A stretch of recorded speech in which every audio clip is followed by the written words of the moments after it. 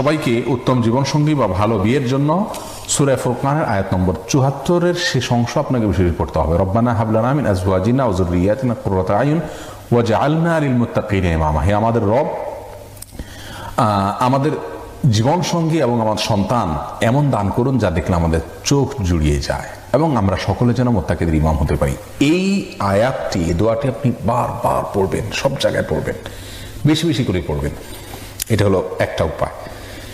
আরেকটা উপায় হলো আল্লাহ সুবহানাহু ওয়া তাআলার কাছে সাধারণভাবে দোয়া করতে থাকবেন। আর তৃতীয় উপায় হলো নিজে ভালো নেককার মুত্তাকি পরহেজগার থাকার চেষ্টা করবেন খুব বেশি। কারণ আল্লাহ তাআলা বলেছেন আত-তাইয়্যিবাতু লিত-তাইয়্যিবিনা ওয়াত-তাইয়্যিবুনা লিত-তাইয়্যিবাত। নেককার যারা আছেন ভালো, তারা ভালোদের সঙ্গে আল্লাহ সুবহানাহু ওয়া তাআলা তাদেরকে বিয়ে করান। এটা কিন্তু সবসময় বাধ্যতামূলক, মানে ব্যতিক্রম হয়। ঈসা আলাইহিস সালাম, আপনার আসিয়া আলাইহিস সালাম এর ঘরে